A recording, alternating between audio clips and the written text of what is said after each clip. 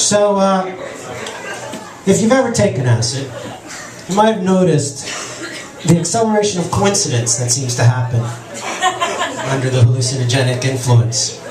And I experienced it. I experienced it a lot at the second university I dropped out of, where I met my friend Jeff, who's become one of my best friends.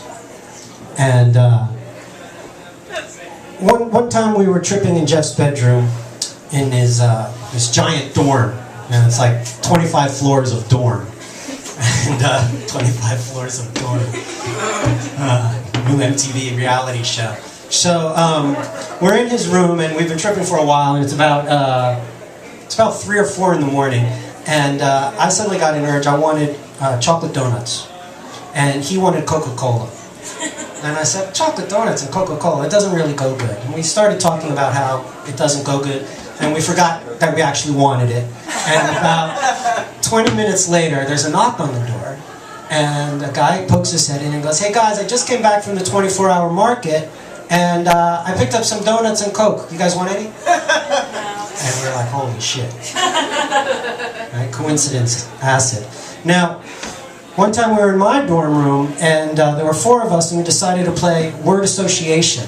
Right? We thought this would be a good acid game. Now, I gotta tell you, if you've never tripped, planning what you're gonna do on a trip never works. Alright? It never works. One time, I lived in an apartment about as small as this stage, which is big for a New York City studio. And I'm in there, and I had some acid, and this was a long time ago, so it was a VHS tape of The Wizard of Oz. And I'm like, I'm gonna take the acid so that the acid comes on just as Dorothy goes into the color world of Oz. Like, this will be perfect, right? So I take the acid, and before the acid came on a bit quicker than the scene came, and I started trying to figure out, how does the image from my VCR, from this tape, how does it travel through wires of electricity and become an image on my TV? Like, what the fuck is that? How does that work? So I ended up taking apart the whole VCR and lining everything up in size order. Where's the picture, man? So, alright, so I'm in. So we decided to play word association. So there's 4 of us, right? And we start going around in a circle. And someone ends up saying word, and so the next person says association, sort of natural, and Jeff says football. Really? Keep going, don't stop. Well, it's a bit of a long... Don't stop? No, keep going. Okay, let's wind it up again.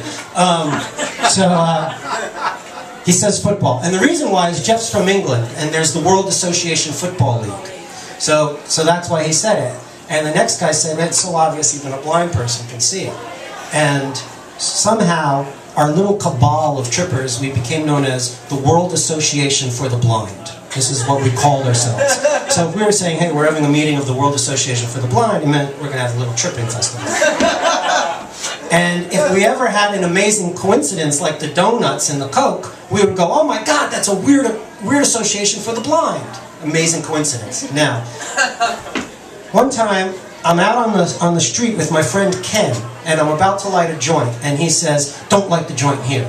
I'm like, why? He said, because last time I lit a joint here, those car lights came on, and I got caught in the beam, and it freaked me out.